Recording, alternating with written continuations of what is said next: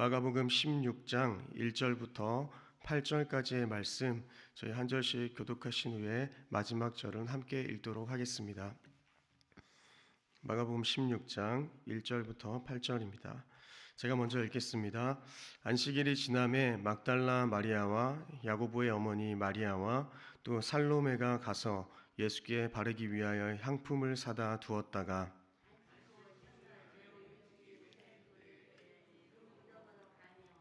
서로 말하되 누가 우리를 위하여 무덤에 돌을 굴려주리요 하더니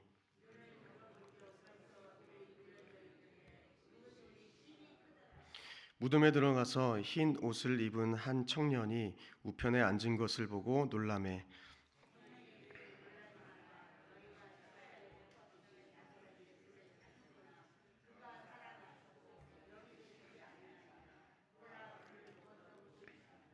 가서 그의 제자들과 베드로에게 이르기를 예수께서 너희보다 먼저 갈릴리로 가시나니 전에 너희에게 말씀하신 대로 너희가 거기서 배우리라 하라 하는지라. 여자들이 몹시 놀라 떨며 나와 무덤에서 도망하고 무서워하여 아무에게 아무 말도 하지 못하더라. 아멘. 예수님의 부활은 기독교 신앙의 핵심이자 성경의 중심이라 말할 수 있습니다. 만약 예수 그리스도의 부활이 없다면 성경의 모든 기록은 허무맹랑한 신화에 불과할 것입니다. 하지만 예수 그리스도의 부활은 명백한 사실이기 때문에 참 생명의 종교가 기독교이다 이렇게 이야기할 수 있을 것 같습니다. 기독교인들은 왜 부활을 믿습니까? 성경의 역사적 기록과 사도들의 그 증언, 또 텅 빈 무덤과 제자들의 변화, 이런 모든 정황들이 예수님의 부활을 설명하고 있습니다. 그리고 개인적인 성령의 체험들, 그리고 변화된 삶을 통하여서 그리스도인들은 예수의 부활을 확고하게 믿고 의지할 수 있는 것입니다. 그리고 부활 신앙의 이 중요한 이 것을 우리가 살펴볼 때에 부활이 단순하게 과거의 사건이 아니라 현재를 살아가는 기독교인들에게 영원한 소망의 삶을 그리고 방향을 제시하는 그런 믿음의 기초가 된다는 것을 저희는 다시 한번 기억해야 합니다. 특별히 마가는 자신의 복음서 마지막 장에서 지상 최대 사건인 이 부활 사건과 승천 사건을 기록함으로써 이 예수님의 구속 사역을 종결짓고 또 기독교가 고난의 종교가 아니라 부활의 종교임을 분명하게 밝혀주고 있습니다. 1절부터 4절은 무덤가의 여인들에 관한 내용입니다. 그래서 예수님께서 십자가에 달려 돌아가신 것은 안식일을 준비하는 예비일이었고 율법에 따라서 그날 해 지기 전에 무덤에 안장되셨습니다. 해가 졌을 때 유대인들의 안식일이 시작되었고 그 안식일은 토요일 저녁 해가 질 때까지 계속되었습니다. 1절을 보시면 안식일이 지남에 막달라 마리아와 야고보의 어머니 마리아와 또 살로메가 가서 예수께 바르기 위하여 향품을 사다 두었다가, 마가는 세 여인 모두를 정확하게 기록하고 있는 반면에 마태는 두 명의 여인만 기록하고 있습니다. 당시 여인들의 증언은 법적인 효력이 없었습니다. 특히 유대 문화에서는 더더욱 그랬습니다. 따라서 마태는 대표적인 막달라 마리아의 이름만 언급하고 다른 여인들은 간략하게 기록함으로써 당시에 효력이 없었던 여인들의 증언을 일일이 다 언급하고 있지는 않은 것으로 보입니다. 그러나 마가는 어떻습니까? 마가는 유대 문화보다는 헬라 문화를 염두에 두고 이 세 여인들의 이름을 모두 언급함으로써 부활의 역사성을 더욱 강조하고 있습니다. 당시 사회적으로 크게 인정받지 못했던 이 여인들의 증언이라 할지라도 신원이 분명한 이 세 명의 여인을 언급함으로써 부활의 실제성을 강조하려는 의도로 보여집니다. 여인들은 예수님의 장사를 목격한 후에 안식일이 되기 전에 향품과 유향을 구입했습니다.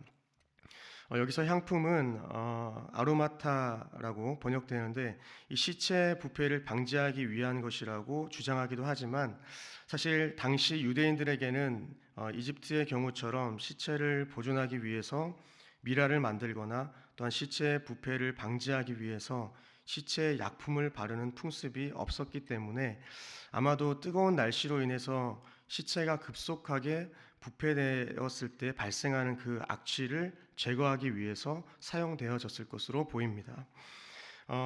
여하튼 유대인의 이 정결법상 시체를 만지는 것은 아주 부정한 것으로 여겨졌기 때문에 모두가 기피했던 그러한 행동입니다. 그럼에도 불구하고 여인들은 어떻게 행동했습니까? 여인들은 죽은 지 사흘이나 된 그 예수님의 시체에 향품을 바르려고 했던 그 행동은 예수님을 향한 사랑과 헌신을 잘 보여주는 행동이다, 이렇게 이해할 수가 있습니다. 2절과 3절을 보시면 안식 후 첫날 매우 일찍이 해 돋는 때에 그 무덤으로 가며 서로 말하되 누가 우리를 위하여 무덤 문에서 돌을 굴려주리요 하더니, 네, 본절은 무덤으로 향하던 이 중에 여인들의 대화를 기록하고 있습니다. 그들은 무덤을 향해서 걸어가면서 무덤 앞에 놓인 돌문에 대한 걱정을 하고 있었습니다. 돌 무덤은 3명의 여인이 옮기기에는 아주 버거운 일이었던 것입니다. 4절을 보시면 눈을 들어본즉 벌써 돌이 굴려져 있는데 그 돌이 심히 크더라, 이렇게 기록하는 것이죠.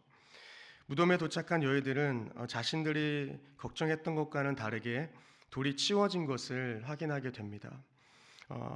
그러면서 이제 5절과 8절에서는 예수님의 그 부활이 선포되고 있습니다. 5절을 보시면 무덤에 들어가서 흰 옷을 입은 한 청년이 우편에 앉은 것을 보고 놀라매. 네, 여기서 한 청년이 등장하는데 병행 본문들을 통하여서 이 청년이 천사를 가리킨다는 것을 우리는 알 수 있습니다. 마태는 눈같이 흰 옷을 입은 천사라고 기록했고 누가는 찬란한 옷을 입은 두 사람이라고 기록했습니다. 그리고 요한은 흰 옷 입은 두 천사로 각각 기술하고 있습니다.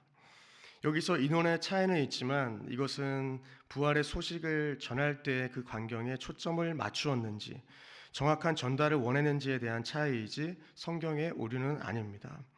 이후 천사의 입을 통해서 예수께서 살아나셨음을 선포합니다. 여인들은 이 청년, 이 천사의 증언을 듣고 예수님의 빈 무덤을 확인합니다. 청년은 예수께서 부활하셨을 뿐만 아니라 제자들보다 먼저 갈릴리로 가실 것을 예고하기도 합니다. 7절을 보시면 가서 그의 제자들과 베드로에게 이르기를 예수께서 너희보다 먼저 갈릴리로 가시나니 전에 너희에게 말씀하신 대로 너희가 거기서 배우리라 하라 하는지라. 네. 7절을 보시면 천사는 여자들을 향해 예수께서 제자들보다 먼저 갈릴리로 가신다는 것과 그리고 전에 약속하셨던 것과 같이 거기서 그분을 뵙게 될 것을 베드로와 제자들에게 모두 전할 것을 지시하고 있습니다. 오늘 본문에 등장하고 있지는 않지만 이 부활하신 주님은 갈릴리로 가시기에 앞서서 먼저 죄책감에 시달리고 있는 베드로에게 찾아가서 그 베드로를 만나 주십니다. 그리고 그 저녁에는 다른 제자들을 찾아가 만나셨습니다. 근데 저희가 여기서 주목할 부분이 있습니다. 부활하신 예수께서는 시련에 빠져 낙담하는 제자들에게 먼저 찾아가셔서 위로하시고 또한 그들이 해야 할 일들을 부활 이후에 가르쳐 주셨다라는 것입니다. 아무것도 할 수 없는 것처럼 보이던 그들이 힘을 얻고 또 복음을 통해서 이 세계를 변화시키는 위대한 사역을 감당할 수 있었던 것은 바로 이러한 주님의 배려와 사랑 때문이 아니겠습니까? 부활 소망은 참된 제자로 살아가게 합니다. 여러분, 주님께서는 여전히 지금도 우리 안에 내주하시며 함께 하십니다. 그리고 그런 주님께서는 부활의 소망을 가진 저희들에게 말씀하십니다. 이사야 41장 10절은 이렇게 기록하고 있습니다. 두려워하지 말라, 내가 너와 함께 함이라. 놀라지 말라, 나는 내 하나님이 됨이라. 내가 너를 굳세게 하리라. 참으로 너를 도와주리라. 참으로 나의 의로운 오른손으로 너를 붙들리라. 놀라지 말라라는 이 말은 보다 또한 주시하다의 뜻인 이 샤에서 온 말입니다. 다급하고 위급한 상황에서 눈을 크게 뜨고 그 대상을 주시하는 사람을 묘사할 때 사용되어졌던 단어입니다. 이스라엘과 주님의 이 자녀이자 제자인 저희들은 두려워하지 않고 놀라지 않을 수 있는 그 이유는 무엇입니까?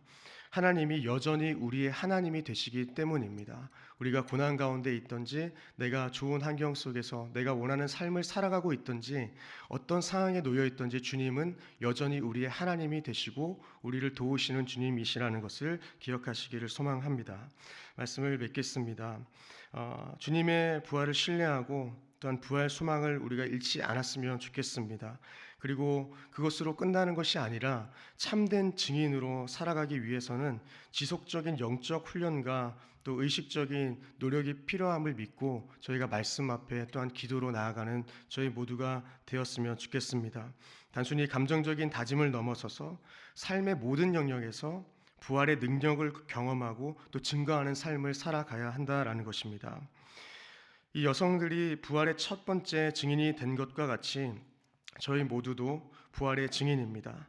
또한 부활의 증인은 항상 주님을 신뢰해야 하고 또한 부활의 소망을 잃지 말고 끝까지 참된 증인으로 살아가야 합니다.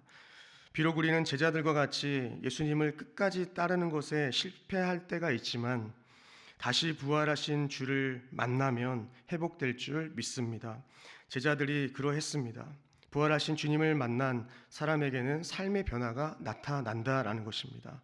그래서 우리에게 사랑과 희락과 화평과 온유와 절제, 자비, 양선, 충성과 같은 그러한 성령의 열매들이 주님 앞에 다시 섰을 때, 부활하신 주님 앞에 십자가 앞에 섰을 때에 우리에게 그 성령의 열매들이 맺히고 그 부활의 능력이 우리의 삶을 통하여서 나타날 줄 믿습니다. 원하기는 날마다 이 부활의 능력을 간구하며 말씀과 기도 또한 성령의 인도하심을 따라 살아가고 또한 세상의 부활의 소망을 증거하는 참된 증인으로 살아가는 저와 여러분들의 삶이 되기를 주님의 이름으로 축원드립니다. 기도하시겠습니다.